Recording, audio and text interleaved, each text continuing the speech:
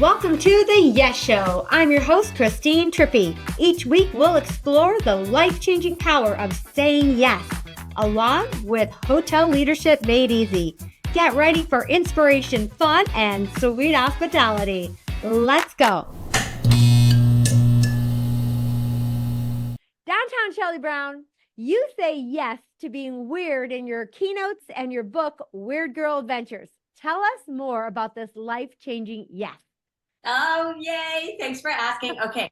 So I had to say yes because I said no for way too long. And W.E.I.R.D Girl Adventures, my book, was really sort of my journey to figure out my identity. And it's a lot of stories about just trying to figure out who I am, what I like, what I love, because I was one of those people, like so many of us, that, was just really pushed down a lot of who I am because I was afraid I would look weird, or was told I was weird when I was younger. So, oh my gosh, you got to hide everything you are. And it's everybody's story just kind of dressed as me. And that's why I use that word, because weird means strange or extraordinary character, odd or fantastic. So we are all weird, just a different kind of weird. And I love that word. And I just decided to embark on a journey to embrace it after saying no to who I am for so long. I finally just said yes, and it's the best yes ever. It sure has been. Your whole life has changed. So do you want to tell everybody what WEIRD stands for? So then I made it an acronym, and I'm going to be very timely and also say, and probably we could talk about this later, but I believe that the reason everybody thinks Snoop Dogg is, the happiest thing in the whole Olympics, because he just shows up as himself. And while we can say, yeah, just show up as yourself, it's easier said than done. Yes. It really, really takes being present to our own stories, narratives, judgments, and biases that we have towards ourselves. So that leads into my acronym, because WEIRD stands for welcoming. It's not the hi, how are you? It is, but it's also what's going on with our thoughts. It's engaging, listening, and curiosity, and listening some more. And then it is integrating. So it's integrating all the humanity, our mistakes, our strengths, our boundaries, all of those things. Not like our whole self, because not everybody wants to bring their whole self everywhere. We want to choose what our level of authenticity. And then ours, risk taking. And it is really more about taking a risk to use my authentic voice, to give my opinion, to share my ideas, and taking a risk to be vulnerable. And then delivering is so that all these things just don't stay an acronym. It's actually practicing them in our behaviors and actions, and aligning with our values every single day. So that's what WEIRD stands for. You obviously came to the weird part beforehand, but when did you decide to say yes to writing a book and putting that out in the world? I published it during the pandemic, and the stories that I had written were probably, some of them I started writing almost a decade before, after a really traumatic time in my life. And I got very sort of observational about my own life, about like my own experiences, about my past. And so a lot of the stories, some are really funny, but some are really traumatic. And they're I think a lot of other people's experiences, again, dressed as me. But I decided to compile all those stories, and I worked with a publisher, and it came out during the pandemic in 2021. 2021. Now, is the book your stories? It's really my stories. Okay. Yeah. And so is it told in, like, is it one of those books where you can open it up anywhere and just tune into a story? Yes. Okay, I love that. And Yeah. I don't know why I don't have your book. I thought you were writing a book. And then when I was researching, different things to talk to you about, you already had the book. So that's on my Amazon list. I'm writing another book. Okay. And what's this one going to be about? This one is called The Belonging Equation, and it's based on my framework from my keynote. So it's going to be filled with shorter pieces. Like, I think it's going to be original artwork, a story, a lesson, and then a journaling prompt or a contemplative prompt. Oh, I love that. Now, there's one thing that you do in your keynotes, and you also say that it's something that you was a very encouraging yes. It took a lot to get a lot of courage to get to this yes. And that is about your pop artwork. Tell me about what you do with your artwork in your keynotes. Sure. So, for a little bit of background, I think you can relate to this. In the industries that we've been in, we tend to sort of play it safe just a little bit, right? And when I think about when I thought about when I became a speaker, who I'd be presenting to and who I want to serve, I started out playing it a little safe because that's what I was taught. And then somebody said, why don't you use your own artwork in your keynotes as your background slides? And that's what I do. And it feels so good because I'm pulling in my artwork. I wear like an evening gown and red gloves. And it's like, here I am living out loud in my keynote. And my keynote is to help other people live out loud too, in the context of the workplace and beyond. So, Yes. Now, so your artwork isn't actually part of the content, it's just part of your slide so that it just shows more authentically you. well, I do give some artwork away during my. Oh, you do. Yes, I do. That's And exciting. honestly, it's all, I mean, my slide presentation has very few words and a lot of art. I love that. And now we were talking just before we got onto the call that you discovered your art talent during COVID. Shelley is so full of talent from music and singing and art and speaking and just creative mind. You just continue to blow me away with your talents. So tell us how you discovered you could draw. Thanks. Okay. And again, for context, I grew up thinking that it was more important to be a badass in all areas of my life, whether it was physical abilities and what my body could do, or achievements and accolades. And I was brought up that those things were a lot more important. And I was really, really suppressed as an artist. So I've always been pretty creative, and people have always wanted to tap into my creativity before I was ready to tap into it. And I started doing collage probably like, I don't know, 7 or 8 years ago. But when the pandemic started, I made it my mission to do the craziest things to help people feel better and lighter and help them laugh. And I would wear like crazy wigs and make like award shows and print people's pictures on the computer and put them on a straw and do like award shows on Facebook and during the pandemic. But I decided that I wanted to teach myself to draw, having no clue if I would be good at, at, at trying to draw, but I wanted to do it. So I bought colored pencils and paper and I started drawing. That turned into acrylic marker, which turned into acrylic painting. And I've actually sold some of my artwork, and it's a place of joy for me.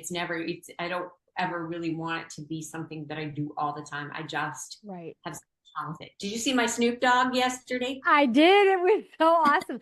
And yes, if you're not following Shelley on LinkedIn, you definitely want to connect with her because she one always has really thought-provoking posts and content, but her images, she's always posting her artwork and they're just awesome. And yes, Snoop is cracking up the world right now. He It is. is so much fun watching him, and you're absolutely right. He just shows up as his complete authentic self. You know what? I have actually a little Snoop Dogg story, I guess. I had a hotel leader that reached out to me saying Snoop Dogg is going to stay at our hotel. And she's like, what can I do? What can I do? So I was giving her a bunch of ideas. And one of the things she did was she bought a pillow and she had what's that thing, the crimper thing that cuts images out. It's called Cricket. It's called the Cricket. She made a pot leaf with a cricket and put it on the pillow. And then she also put a bunch of the local area things. He left everything, but he took the pillow. That is Yeah, so great. And I thought that by was the so way, cute. for what you just said, because you do the same. You show up as you, and that's when we get to be the most joyful because if you have a running narrative in your head, we all do, Mm-hmm. but we all have imposter syndrome. We all have times where we feel egocentric. We all have times where we feel insecure. We all have times where we make up stories about what we think somebody else is thinking about us, even on a text or on an email. And if we can disrupt that narrative, there's such a thing going, there's all these things going on where people are like, be yourself, be yourself, be yourself. I'm like, yeah, duh. But it really does come from listening to the things that you are, the stories you're telling about yourself Right. and about others too. And you Mm-hmm. can disrupt those narratives if you are present and aware of those and be like, oh my gosh, that is not true. I just bought that and paid for it like it was Amazon. I return it. Exactly. We often, just like you're saying about thinking about what others are thinking as well, we often self reject ourselves. Like, oh, that person will say no, or that person won't think I'm being serious or genuine, and or who I really want to show up authentically. And again, it's about saying yes to Yes. having the courage to show up as your authentic self. So Yes. for all the leaders out there, whether it's hotel leaders or any leader, being a life leader, what would you say would be a great place to start for your, if you're running a team, to helping them show up as their authentic self and then to overcome that courage to say yes to doing so? I would say practice weird, but honestly, because the framework of weird is all based on self-awareness, and we are so distracted. We have so many, and for good reason. We have goals, we have priorities, we have revenue, we have stakeholders that we have to answer to. We've got people that we're leading. But if we don't take that beat to think about, how am I showing up? Mhm. What are the things that I'm saying? How much time am I giving other people? If we don't take the time to see how we're showing up for others, there's no way that we can help foster belonging. And we really can put such a barrier up. People really just want to feel valued. They want to know they matter. And Mhm. I think one of the hardest parts is when we put KPIs above people, we already know the equation. People who feel well, who feel valued, who feel like they matter, they show up well, they perform well, they produce well, they're happier, and it contributes to the bottom line. And yet somehow we forget that every single day, at least once a day. So, would you say the first step in showing up as your authentic self and embracing the WE.I.R.D acronym is to identify how others feel around you and how you're making people feel around you? It's stopping to see, how do I feel at this moment? What thoughts are going on in my brain? What am I doing that's distracting me from being present, to really listen, to really align with my own values, Mm-hmm. to really be welcoming, to really, really listen? I mean, we all work for the same reason, to make money. And we all, companies are in business to be profitable. So that's the number one reigning goal. But we can make it better for ourselves and make it better for other people, because it will only contribute to the bottom line. And I didn't mean to be so harsh with the no there, Yeah. Christy. Oh, no. That's perfect. One of the things that you said made me think that, and so I'm glad you clarified that. That's perfect. And again, I'm just trying to think of, say that leader's going to their huddle today. What's one thing they can do today to be inclusive and to help people show up as their authentic self in their roles? Do you have I any thoughts on that?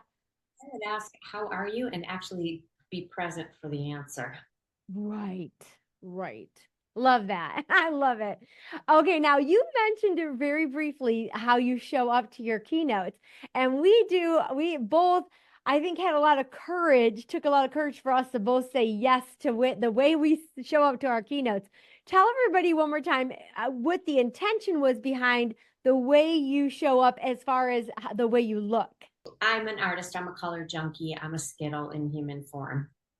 And I decided to wear something that made me feel really, really good.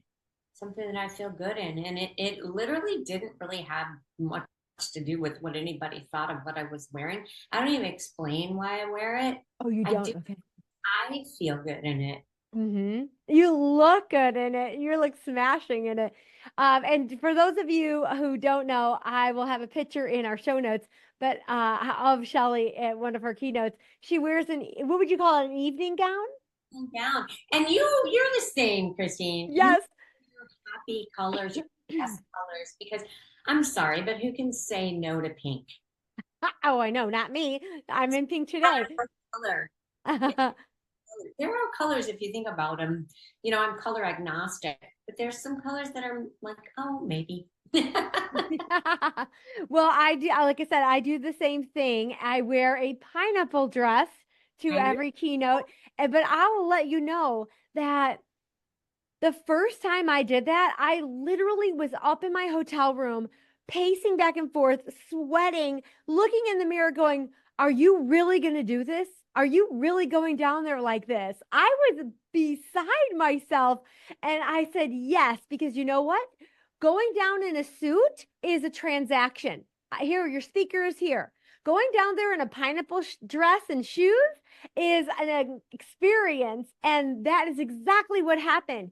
Everyone came up and they squealed and they oohed and awed and they said, oh, well, can we take a picture with you? And now I became part of the entertainment and literally and figuratively. Love that so much. I started out wearing costumes. I don't know if you remember that. Oh, I didn't know that. Yeah. I went to speak for the state of Nebraska for Nebraska tourism, and I was dressed as a ear of corn. And then I went to Louisiana and I was dressed as a crawfish. And then I went to Ohio and I was dressed to Flo from Progressive. And then I was like, this stuff's costing way too much money. What's in my closet that I'm gonna really love? And so I was like, all right, I'm gonna do that. And this That is hilarious. I did not know that. Now, did you sit in your hotel room going, am I really going out there like this? No. I I don't do it anymore. And you know, when you spend Good. your whole life apologizing for who you are, you when you decide to say yes, that's when we are the most fearless and we can bring the most joy to others because I wrote it in a post today. It's like nothing will give me more fear than suppressing who I am. Right. And that's not let my freak flag fly. That is in context. That's contextual with respect to others. Yeah. And that's with an emotional temperature check. I'm not coming in like yelling and you know what I mean? Right.